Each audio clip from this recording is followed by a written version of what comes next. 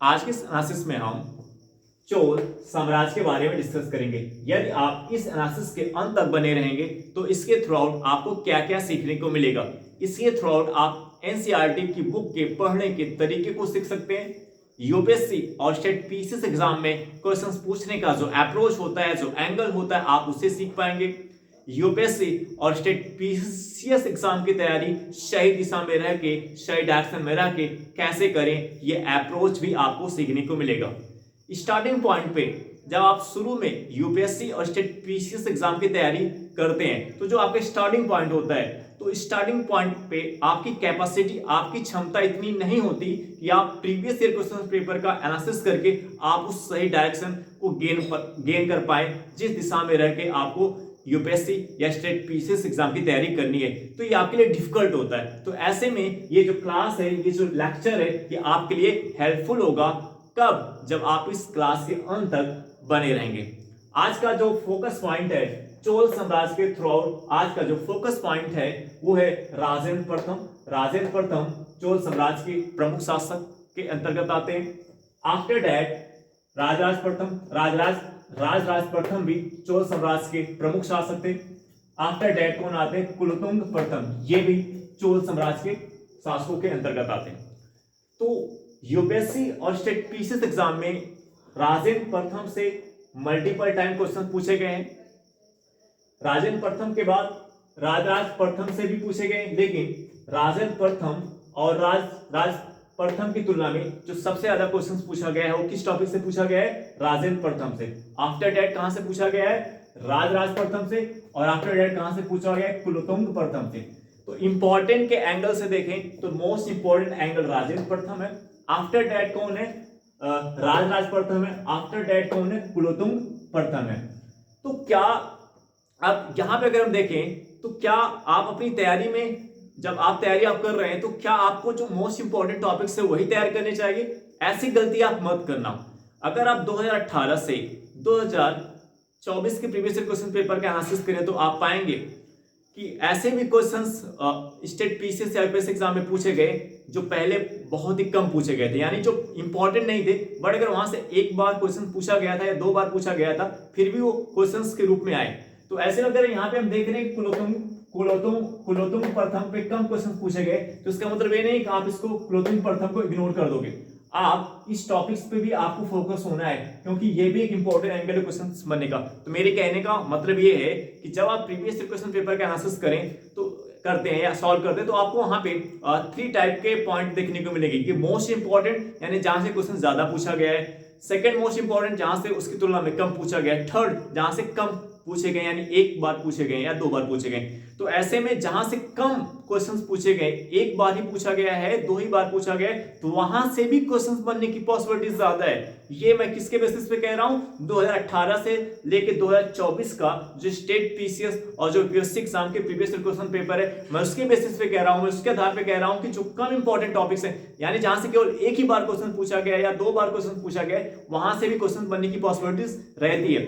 हाँ, आप अपनी प्रिपरेशन, अपनी तैयारी के दौरान आप एक पॉइंट सेट कर सकते हैं कि सबसे पहले हमें जो मोस्ट इंपॉर्टेंट उसे तैयार करना है, आफ्टर दैट जो मोस्ट इंपॉर्टेंट है उसे तैयार करना है, आफ्टर दैट मुझे उस पर भी समय देना है। आप चाहे कम ही समय दें, लेकिन आपको समय उस पर भी देना है जिसपे क्वेश्चंस पहले कम पूछे गए हैं, यानी एक बार पूछे गए या दो बार पूछे गए। तो जिसपे क्वेश्चन पहले कम पूछे गए, एक बार ही पूछा गया है, अगर वो एक बार पूछा गया है तो उस पॉइंट पे क्वेश्चन बनने की संभावना है, तो आप उसको इग्नोर करके नहीं जाएंगे, चाहे उसके लिए आप कम ही समय निकालें, लेकिन उस पर आप ध्यान दें।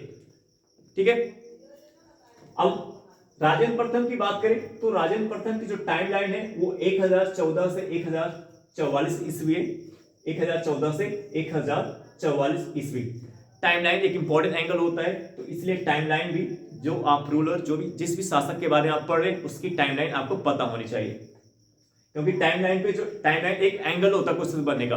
प्रत्येक वर्ष यूपीएससी और स्टेट पीसीएस एग्जाम में टाइमलाइन पे क्वेश्चंस होते हैं, आपको बढ़ते क्रम में या घटते क्रम में उसको मैनेज करने के लिए आपको दे देता है। तो टाइमलाइन एक इंपॉर्टेंट एंगल होता है। राजेंद्र प्रथम की बात करें तो राजेंद्र प्रथम चोल साम्राज्य के प्रमुख शासक थे। राजेंद्र प्रथम ने गंगई कोंड चोल की उपाधि धारण की। राजेंद्र प्रथम ने गंगई कोंड चोल की उपाधि धारण की। गंगई कोण चोल का मतलब क्या होता है? गंगा का चोल विजेता। राजेंद्र प्रथम को गंगा का चोल विजेता कहा जाता है। राजेंद्र प्रथम को गंगा का चोल विजेता कहा जाता है और इन्होंने, राजेंद्र प्रथम ने गंगई कोण चोल की उपाधि को धारण किया। ये जो गंगई कोण चोल है इसको हम क्या बोलते हैं? गंगा का चोल विजेता। यानी राजेंद्र प्रथम ने जो गंगई कोण चोल की उपाधि धारण की, इस गंगई कोण चोल को क्या कहा जाता है? गंगा का चोल विजेता। यानी राजेंद्र प्रथम को हम गंगा का चोल विजेता या किसके नाम से जानते हैं? गंगई कोण चोल के नाम से जानते हैं। तो यहां पे ये जो पॉइंट है कि इन्होंने जो गंगई कोण चोल की उपाधि धारण की, इस पॉइंट पे क्वेश्चन पूछा गया है कि किस चोल साम्राज्य के शासक ने गंगई कोण चोल की उपाधि धारण की? तो राजेंद्र प्रथम ने की। अब कैसे, किस कारण से इन्होंने गंगई कोण चोल की उपाधि धारण की? इसके पीछे का कारण क्या है? तो यहां पे आप देखिए, कलिंग उड़ीसा के रास्ते, कलिंग उड़ीसा के रास्ते बंगाल तक का अभियान सबसे उल्लेखनीय कृत्यों में से एक था। राजेंद्र प्रथम के सबसे उल्लेखनीय कृत्यों में से क्या था? राजेंद्र प्रथम के सबसे उल्लेखनीय कृत्यों में से क्या था?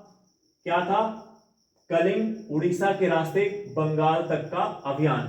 और इसमें इन्होंने जो सफलता प्राप्त की, उस सफलता के प्राप्त करने से, इस अभियान में जो इनको सफलता मिली, उसी के बेसिस पे, उसी के आधार पर इन्होंने गंगई कोण चोल की उपाधि धारण की। इस कारण से इन्हें गंगा का चोल विजेता कहा जाता है। और इस विजय के आधार पर उन्होंने गंगई कोण चोलपुरम को अपनी राजधानी बनाई। राजेंद्र प्रथम ने गंगई कोण चोलपुरम की अपनी राजेंद्र प्रथम ने गंगई कोण चोलपुरम को अपनी राजधानी बनाई। किस विजय के आधार पर? गंगा, यानी इस जो कलिंग उड़ीसा के रास्ते जो बंगाल तक का इनका अभियान था, इसमें जो इन्होंने सफलता प्राप्त की, उसके बेसिस पे इन्होंने गंगई कोण चोल की उपाधि धारण की। साथ ही साथ इन्होंने गंगई कोण चोलपुरम को अपनी राजधानी बनाई। जो गंगई कोण चोलपुरम है, ये किस मुहाने पर है? कावेरी नदी के मुहाने पर। तो एक इंपॉर्टेंट एंगल आपको दिख रहा है क्वेश्चन बनने का। आपसे क्वेश्चन ये पूछ सकता है कि अभी तो पूछा नहीं गया है, बट ये क्वेश्चन से कनेक्टेड है। ये क्वेश्चन तो पूछा जा चुका है कि गंगई कोण चोलपुरम को किसने अपनी राजधानी बनाई? तो राजेंद्र प्रथम ने बनाई। बट ये नहीं अभी पूछा गया है कि ये गंगई कोण चोलपुरम किसके मुहाने पर है? ये कावेरी नदी के मुहाने पर है। तो फ्यूचर में इस एंगल पे क्वेश्चन बनने की पॉसिबिलिटीज है कि कौन सी राजधानी कावेरी नदी के मुहाने पर स्थित है? कौन सी राजधानी कावेरी नदी के मुहाने पर स्थित है? उसका नाम क्या है? गंगई कोण चोलपुरम है। यदि हम राजधानी की बात करें तो राजधानी का एक एंगल यहाँ पे है। अगर देखें तो चोल साम्राज्य की, अगर हम राजधानी की बात करें तो चोल साम्राज्य की राजधानी तंजौर थी। चोल साम्राज्य की राजधानी तंजौर थी, जो तमिलनाडु में स्थित है। चोल साम्राज्य की राजधानी क्या थी? तंजौर थी, जो कहां पे स्थित है? तमिलनाडु में स्थित है। चोल साम्राज्य की राजधानी की बात करें, अगर हम चोल साम्राज्य की राजधानी की बात करें तो चोल साम्राज्य की राजधानी कहां पे थी? तंजौर में। तंजौर कहां पे स्थित है? तमिलनाडु में। तो तंजौर भी चोल साम्राज्य की राजधानी थी, जो कहां पे स्थित है?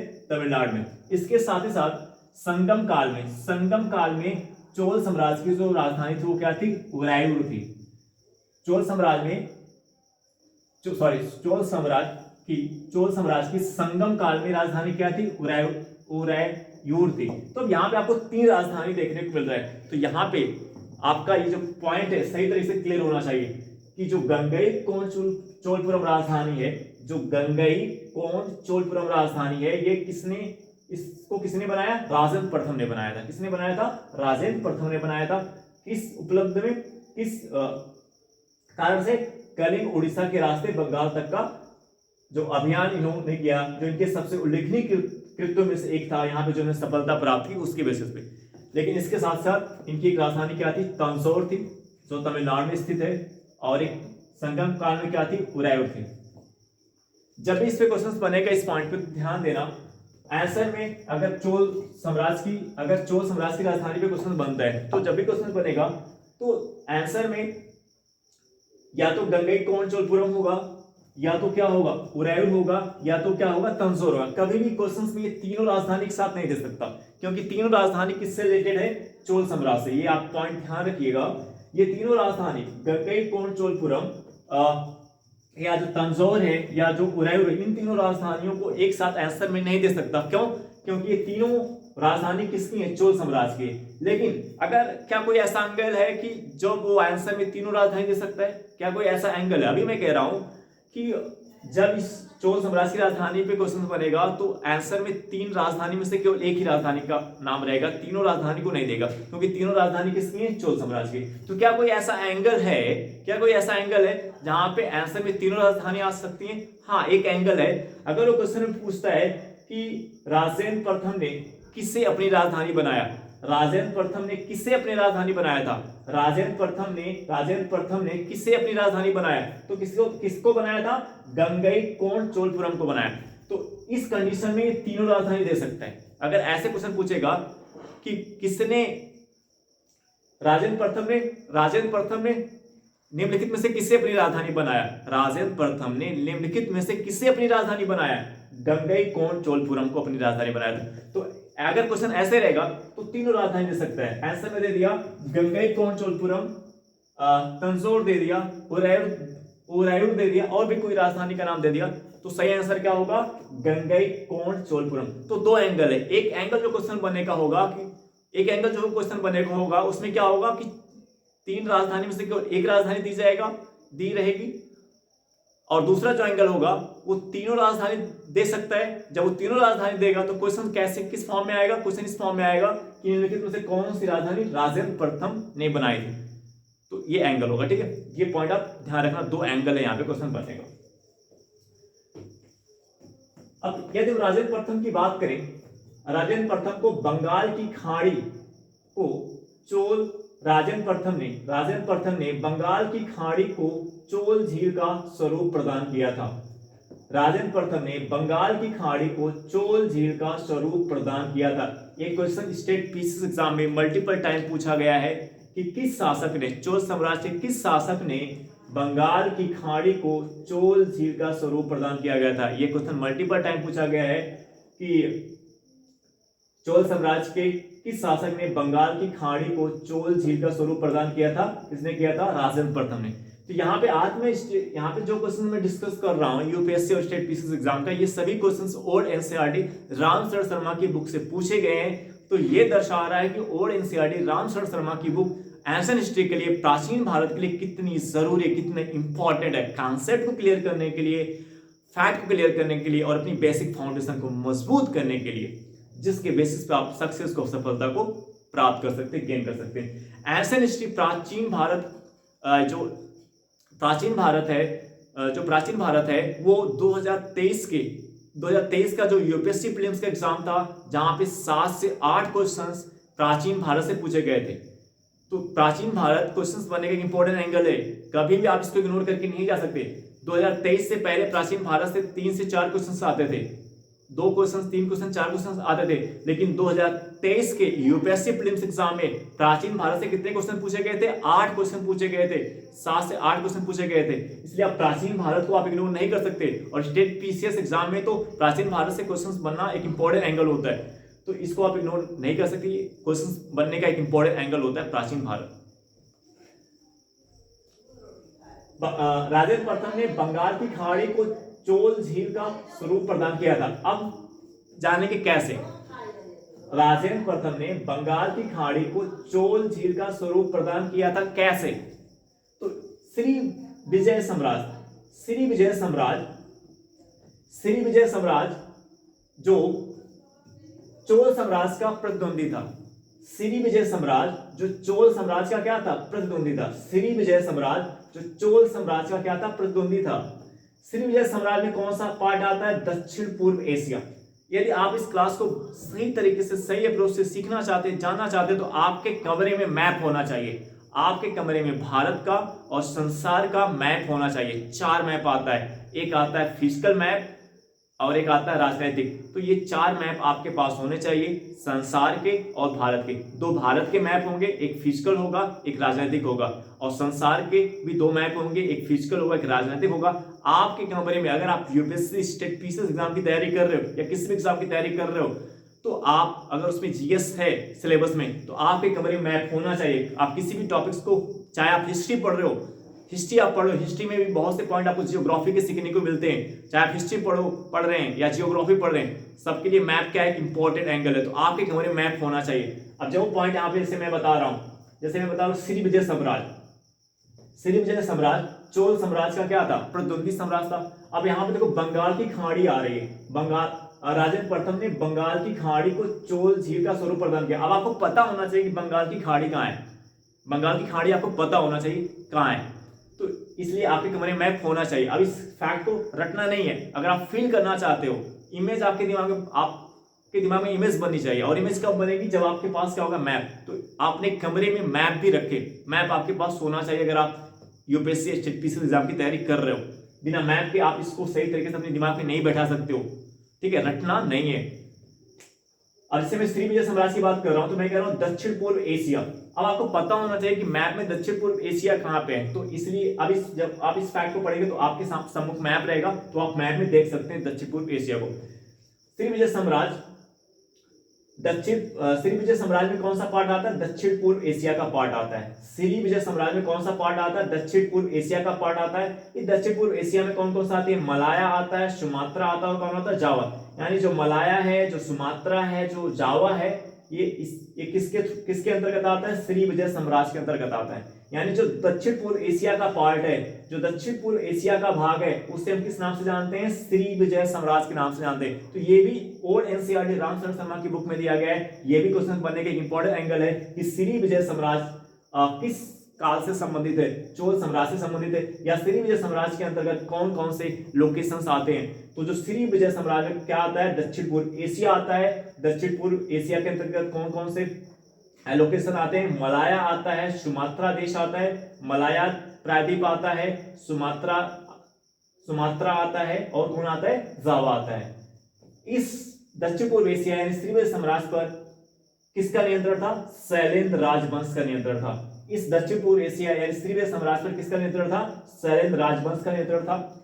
और इस शैलेंद्र राजवंश का नियंत्रण चीन के साथ चोलों के व्यापार के मार्ग पर भी नियंत्रण था। इस शैलेंद्र राजवंश का चीन के साथ चोलों के व्यापार के मार्ग पर भी क्या था, नियंत्रण था। तो ये जो दक्षिण पूर्व एशिया है, ये दक्षिण पूर्व एशिया भारत को किससे कनेक्ट करती थी, चीन से कनेक्ट करते थे।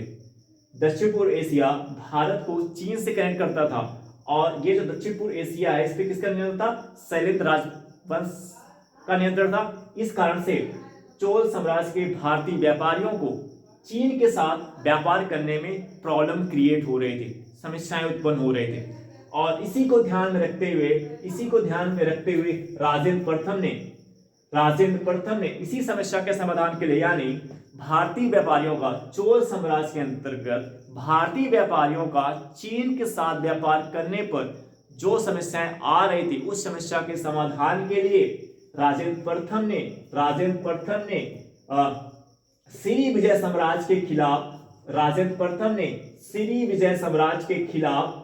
साम्राज्य के खिलाफ नौसैनिक अभियान भेजा, जो राजेंद्र प्रथम का एक उल्लेखनीय कारनामा था।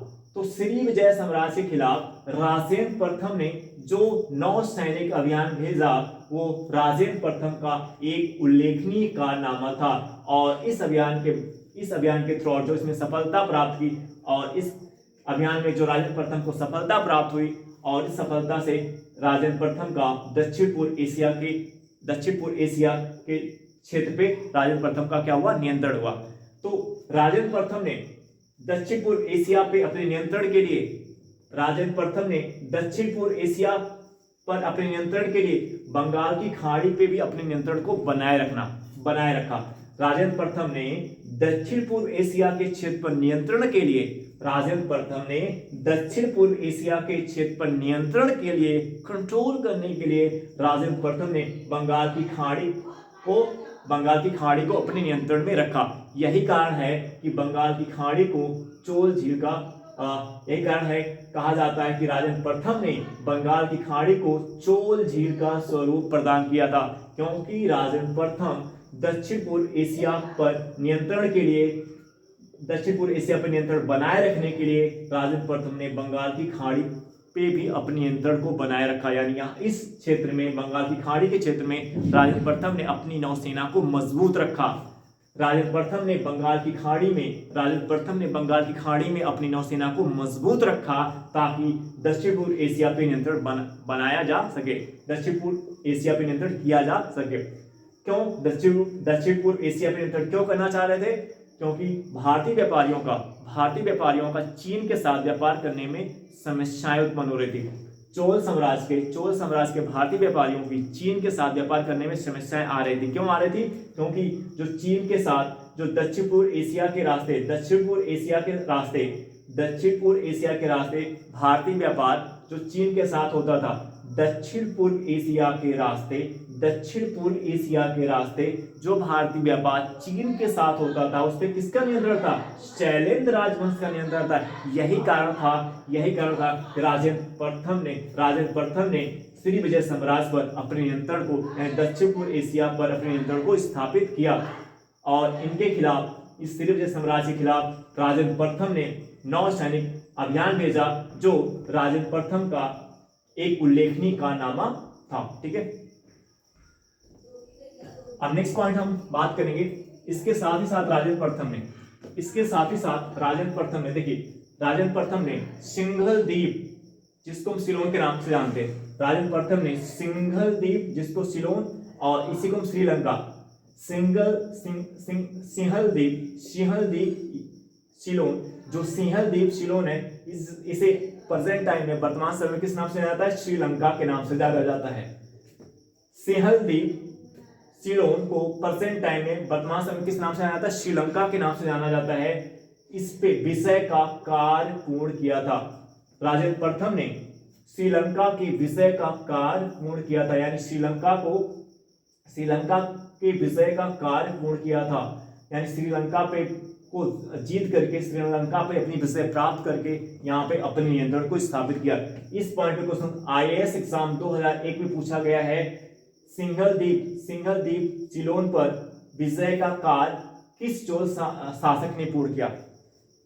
IAS एग्जाम 2001 में क्वेश्चन पूछा गया है, और ये क्वेश्चन कहाँ का? ओल्ड NCERT रामशरण शर्मा की बुक से सीधे पूछा गया है। ये पॉइंट सीधे रामशरण शर्मा की बुक में लिखा गया है। ओल्ड NCERT रामशरण शर्मा की बुक में पॉइंट सीधे लिखा गया है कि राजेंद्र प्रथम ने रामशरण शर्मा, ओल्ड NCERT रामशरण शर्मा, प्राचीन भारत की जो बुक है, वहां पे रामशरण शर्मा ने लिखा है कि राजेंद्र प्रथम ने सिंघल द्वीप सिलोन, जिसे श्रीलंका के नाम से जाना जाता है, यहाँ पे अपनी विजय का कार्य पूर्ण किया था। ये क्वेश्चन IAS एग्जाम 2001 में पूछा गया। कैसे पूछा गया? इस तरीके से पूछा गया था कि सिंघल द्वीप सिलोन यानी श्रीलंका पर किसने विजय प्राप्त की थी? किसने विजय कार्य को पूर्ण किया था? श्रीलंका पर किसने विजय कार्य को पूर्ण किया था? श्रीलंका पर सिंघल द्वीप सिलोन या श्रीलंका पर किसने अपनी विजय का कार्य पूर्ण किया था? राजेंद्र प्रथम ने पूर्ण किया था। क्योंकि अगर हम यहाँ पे राजराज प्रथम की बात करें तो राजराज प्रथम ने फर्स्ट अभियान जो था श्रीलंका पर, राजराज प्रथम का था। फर्स्ट टाइम जो अभियान श्रीलंका पर किया गया था, राजराज प्रथम के द्वारा किया गया था। फर्स्ट अभियान जो श्रीलंका पे किया गया वो राजराज प्रथम के द्वारा किया गया था, लेकिन राजराज प्रथम ने श्रीलंका के उत्तरी भाग पर विजय प्राप्त की थी। राजराज प्रथम से यहाँ पे ध्यान दीजिएगा, राजराज प्रथम ने श्रीलंका के उत्तरी भाग पर केवल विजय प्राप्त की थी। फर्स्ट टाइम श्रीलंका पर किसने अपना अभियान भेजा? राजराज प्रथम ने भेजा, लेकिन राजराज प्रथम ने श्रीलंका के उत्तरी भाग पर केवल विजय प्राप्त की थी। इस पॉइंट पे भी क्वेश्चन पूछा गया है कि निम्नलिखित चोल शासकों में से किसने श्रीलंका के केवल उत्तरी भाग को जीता था, केवल उत्तरी भाग पर विजय प्राप्त की थी। इस स्टेट पीसीएस एग्जाम में क्वेश्चन पूछा गया है कि निम्नलिखित चोल शासकों में से किसने श्रीलंका के उत्तरी भाग को केवल जीता था, केवल श्रीलंका के उत्तरी भाग पर विजय प्राप्त की थी, वो कौन है? राजराज प्रथम है। लेकिन श्रीलंका पर पूर्ण रूप से विजय किसने प्राप्त की? राजेंद्र प्रथम ने की। श्रीलंका पर पूर्ण रूप से विजय किसने प्राप्त की? राजेंद्र प्रथम। अब यहाँ पे देखिए दो एंगल है, यहाँ यूपीएससी एग्जाम में इसके क्वेश्चन पूछने का कारण क्या है? कारण क्या रहा होगा? कारण ये है कि यहाँ पे बच्चे गलत कर सकते हैं, क्योंकि श्रीलंका के उत्तरी भाग पर विजय किसने प्राप्त की? राज प्रथम ने प्राप्त की। और श्रीलंका को पूर्ण रूप से किसने जीता? राजेंद्र प्रथम ने जीता। अगर आपको एक कॉन्सेप्ट क्लियर नहीं है, अगर आपके दिमाग में सही तरीके से बैठा नहीं है कि जो राज प्रथम है उन्होंने श्रीलंका के केवल उत्तरी भाग पर विजय प्राप्त की, और राजेंद्र प्रथम ने श्रीलंका को पूर्ण रूप से जीता, पूर्ण विजय प्राप्त की। अगर ये एंगल क्लियर नहीं है तो आप गलत कर सकते हैं। इस तरीके के बहुत से कंफ्यूजन वाले पॉइंट, जहां से एक पॉइंट से दो शासक रिलेटेड होते हैं, दो शासक कनेक्टेड होते हैं, तो वहां बहुत ही केयरफुली, बहुत ही ध्यानपूर्वक आपको उसको समझना चाहिए। और ऐसे पॉइंट्स जहां पे आपको लग रहा है कि कंफ्यूजन जनरेट कर रहा है, जहां पे एक पॉइंट से दो रूलर, तीन रूलर कनेक्टेड है, तो उस पॉइंट को आपको अलग से स्टार्ट नोट में मेंशन करना चाहिए, ताकि आप उस पर अलग से समझ दें और एग्जाम के टाइम में ऐसी गलती ना करें। और एग्जाम के टाइम में यूपीएससी एग्जाम या स्टेट पीसीएस एग्जाम में जो प्रीलिम्स एग्जाम में क्वेश्चंस मोस्टली पूछे जाते हैं, वो इसी एंगल के होते हैं जहां पे लग रहा है कि आप गलत कर सकते हैं, जहां पे लगता है कि आपसे गलती हो सकती है, तो ऐसे क्वेश्चन ज्यादा होते हैं। और इस समस्या का समाधान क्या है कि आप बहुत ही ध्यान से एनसीईआरटी को पढ़ें, ध्यान से कॉन्सेप्ट क्लियर करें, फैक्ट पे अपनी पकड़ ध्यान से अच्छी सही तरीके से बनाएं, मल्टीपल रिवीजन करके बनाएं, ताकि आपको एक से एक जो बारीक छोटी आप गलती करते हैं, वो गलती करने से आप बच सकें। एकदम क्लियरिटी आपके माइंड में क्लियर रहे कि हाँ ये है। जैसे क्या क्लियर होना चाहिए कि राज प्रथम ने श्रीलंका के उत्तरी भाग पर केवल विजय प्राप्त की थी। राज प्रथम ने श्रीलंका के उत्तरी भाग पर केवल विजय प्राप्त की थी, और पूर्ण रूप से श्रीलंका को किसने जीता? अगर मैं आपसे पूछूं कि पूर्ण रूप से श्रीलंका को किसने जीता, तो राजेंद्र प्रथम ने जीता। पूर्ण रूप से श्रीलंका को किसने जीता? राजेंद्र प्रथम ने जीता। और उत्तरी भाग पर, श्रीलंका के उत्तरी भाग पर विजय किसने प्राप्त की थी? श्रीलंका के केवल उत्तरी भाग पर विजय किसने प्राप्त की थी? राज प्रथम ने की थी। ये तो एक इंपॉर्टेंट एंगल हो गया। यहां पे देखिए, इस पॉइंट में आपको बताया था कि चीन के साथ व्यापार का प्रसार करने के लिए ये पॉइंट हो गया, जो राजेंद्र प्रथम के द्वारा श्री विजय साम्राज्य के खिलाफ जो एक नौसैनिक अभियान भेजा गया था, किस लिए भेजा गया था? चीन के साथ व्यापार का प्रसार करने के लिए। पॉइंट क्लियर हो गया। अब हम बात करेंगे राज प्रथम की बात करेंगे। तो यदि हम राज प्रथम की बात करें, तो राज प्रथम जिनकी टाइमलाइन 985 से 1014 ईस्वी है, राज प्रथम की टाइमलाइन 985 से 1014 ईस्वी है। राज प्रथम ने एक स्थायी सेना तथा विशाल नौसेना का गठन किया। राज प्रथम ने एक स्थायी सेना तथा विशाल नौसेना का गठन किया। इस पॉइंट पे भी क्वेश्चन पूछा गया है कि नौसेना का गठन किसने किया? एक स्थायी तथा विशाल नौसेना का गठन किसने किया? स्टेट पीसीएस एग्जाम में क्वेश्चन पूछा गया है कि चोल शासकों में से किसने एक स्थायी सेना तथा विशाल नौसेना का गठन किया। ये क्वेश्चन स्टेट पीसीएस एग्जाम में पूछा गया है कि निम्नलिखित चोल शासकों में से किसने एक स्थायी तथा विशाल नौसेना का गठन किया? तो राज प्रथम ने। क्लियर होना चाहिए। विशाल नौसेना का गठन, राज प्रथम ने एक स्थायी सेना तथा विशाल नौसेना का गठन किया, जिसके आधार पर राज प्रथम ने एक स्थायी सेना तथा विशाल नौसेना का गठन किया। और इस स्थायी और विशाल नौसेना के गठन के आधार पर राज प्रथम ने श्रीलंका के उत्तरी भाग पर विजय प्राप्त की, यानी श्रीलंका सिंघल के उत्तरी भाग पर विजय प्राप्त की। और इसी विशाल नौसेना के आधार पर, इसी विशाल स्थायी सेना तथा विशाल नौसेना के आधार पर राजेंद्र प्रथम ने कहां पे विजय प्राप्त की? श्री विजय साम्राज्य पे विजय प्राप्त की। जो राजेंद्र प्रथम थे, ये राज प्रथम के क्या थे? उत्तराधिकारी थे। राजेंद्र प्रथम के क्या थे? उत्तराधिकारी थे। तो ये राज प्रथम ने एक स्थायी सेना तथा विशाल नौसेना का गठन किया, तो इसका फायदा, इस राज प्रथम ने जो एक स्थायी सेना तथा विशाल नौसेना का गठन किया, इसका फायदा किसको मिला? राजेंद्र प्रथम को मिला। और राजेंद्र प्रथम ने इस नौसेना को आधार बनाकर, इस नौसेना के आधार पर, अभी आपने देखा कि श्री विजय साम्राज्य की विजय की। तो श्री विजय साम्राज्य पे विजय किसने प्राप्त की थी? राजेंद्र प्रथम ने प्राप्त की थी। अभी यहाँ पे वो पॉइंट आपको सीखने को मिला, आपने ये सीखा कि कैसे श्री विजय साम्राज्य पर राजेंद्र प्रथम ने विजय प्राप्त की। तो राजराज प्रथम ने जो एक स्थायी सेना तथा विशाल नौसेना का गठन किया था, इसका फायदा किसको मिलता है? राजेंद्र प्रथम को मिलता है। और राजेंद्र प्रथम ने इस विशाल नौसेना के आधार पर श्री विजय साम्राज्य पर क्या किया? विजय प्राप्त किया। इस प्रकार चोल शासकों ने इस स्थायी सेना तथा विशाल नौसेना के आधार पर श्री विजय साम्राज्य पर विजय प्राप्त किया। श्रीलंका, सिंघल पर विजय प्राप्त किया। और कहां पे विजय प्राप्त किया? मालदीव पे विजय प्राप्त किया। श्रीलंका के, फिर से देखना, श्रीलंका के उत्तरी भाग पर, श्रीलंका के केवल उत्तरी भाग पर विजय किसने प्राप्त की? राजराज प्रथम ने। और श्रीलंका को पूर्ण रूप से किसने जीता? राजेंद्र प्रथम ने जीता। अब हम बात करेंगे कुलोत्तुंग प्रथम की। कुलोत्तुंग प्रथम की बात करें तो श्रीलंका को पूर्ण स्वतंत्रता दी किस शासक? ये क्वेश्चन पूछा गया स्टेट पीसीएस एग्जाम में। स्टेट पीसीएस एग्जाम में क्वेश्चन पूछा गया है कि चोल शासकों में से किस चोल शासक ने श्रीलंका को पूर्ण स्वतंत्रता दी और श्रीलंका के राजकुमार के साथ अपनी पुत्री का विवाह कर दिया था। यह क्वेश्चन पूछा गया स्टेट पीसीएस एग्जाम में कि श्रीलंका को पूर्ण स्वतंत्रता किस चोल शासक ने दी और श्रीलंका के राजकुमार के साथ अपनी पुत्री का विवाह कर दिया। ये किसने किया था? ये कुलोत्तुंग प्रथम ने। क्वेश्चन पूछा गया स्टेट पीसीएस एग्जाम में, क्वेश्चन पूछा गया है कि निम्नलिखित चोल शासकों में से किस चोल शासक ने श्रीलंका को पूर्ण स्वतंत्रता दी और श्रीलंका के राजकुमार के साथ अपनी पुत्री का विवाह कर दिया था? वो कौन है? कुलोत्तुंग प्रथम है।